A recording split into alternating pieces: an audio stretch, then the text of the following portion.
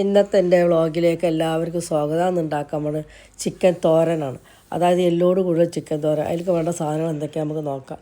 ആദ്യം കാശ്മീരി ചില്ലി മുളക് 12 നന്നായി തിളപ്പിക്കുക. അന്നേരം ശേഷം അതിലേക്ക് ഉണക്കമുളക് ഉണ്ടല്ലോ, ഒരു 8 ഉണക്കമുളക് ഇട്ട് കൊടുക്കുക. 2 തക്കാളിൻ്റെ സ്കിന്ന് വെന്തെന്നുണ്ടെങ്കിൽ സ്കിന്ന് പോരും, ആ സ്കിന്ന് എടുക്കുക.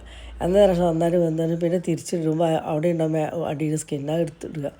അന്നേരം ശേഷം അത് ചൂടാറാൻ വേണ്ടി എടുത്തേക്കുക. അന്നേരം ശേഷം ഒരു ലേശം ടേബിൾ സ്പൂൺ നെയ്യ് ഒഴിക്കുക, ഇത്തിരി വെളിച്ചെണ്ണ ഒഴിച്ച് കൊടുക്കുക. അതിൽ 1/4 സ്പൂണ് കുരുമുളക് ഇട്ട് കൊടുക്കുക. പിന്നെ തേങ്ങ ഉണ്ടല്ലോ, തേങ്ങക്കൊത്ത് ഒരു 2-3-4 കഷ്ണം തേങ്ങക്കൊത്ത് മുറിച്ചിട്ട് കൊടുക്കുക. പിന്നെ പട്ട, ഗ്രാമ്പ്, ഏലക്ക ഇതൊക്കെ 3 പിന്നെ കരിവേപ്പില ഇട്ട് കൊടുക്കുക. നന്നായി മൂപ്പിച്ചെടുത്ത് ഒരു 10-20 ചെറിയ ഉള്ളി നന്നാക്കിയത്.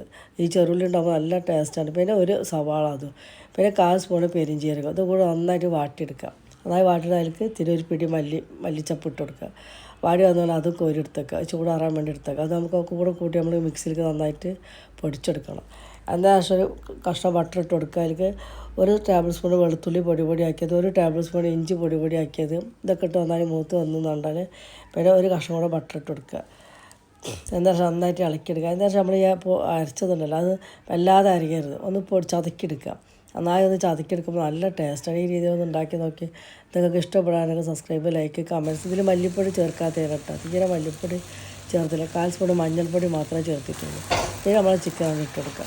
അതിനുശേഷം വെള്ളം ഞാൻ ഒഴിച്ചു കൊടുത്തു, വെള്ളത്തിൽ കാണില്ല, നമ്മൾ വെള്ളം ഒഴിച്ചു കൊടുക്കണം കേട്ടോ. ഇത്തിരി അത് നന്നായിട്ട് മൂടിച്ചാൽ നന്നായിട്ട് വെള്ളം ഇറങ്ങി വരും. അത് നമ്മൾ ഇത്തിരി വെള്ളം കൂടി ഒഴിച്ചു കൊടുത്താൽ ചിക്കൻ വേവാൻ വേണ്ടിയിട്ട് നല്ല രസം.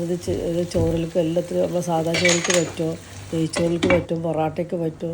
ഈ രീതിയിലൊന്ന് ചിക്കൻ്റെ തോരൻ ഉണ്ടാക്കി നോക്കാണ്, നല്ല അടിപൊളി ടേസ്റ്റാണ്. ഈ രീതിയിൽ ഞങ്ങൾക്കൊക്കെ എല്ലാവർക്കും ഇവിടെ ഇഷ്ടമായി. അങ്ങനെ എണ്ണ പൊന്തി വരും.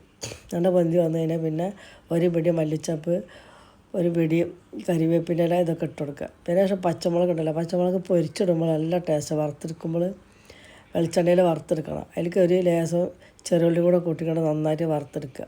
വറുത്തെടുത്തതിന് ശേഷം അതിൻ്റെ മേലെ കണ്ട് ഒഴിച്ചു കൊടുക്കുക. ഈ പച്ചമുളക് വറുക്കുമ്പോൾ നല്ല ടേസ്റ്റാണ്, നമുക്ക് ഇങ്ങനെ കടിച്ച് തിന്നാൻ അടിപൊളി ടേസ്റ്റാണ്. ഈ രീതിയിലൊന്ന് ഉണ്ടാക്കി നോക്കി. ഇഷ്ടപ്പെടാൻ സബ്സ്ക്രൈബ്, ലൈക്ക് എല്ലാവർക്കും ഒന്ന് അയച്ചു കൊടുക്കുക.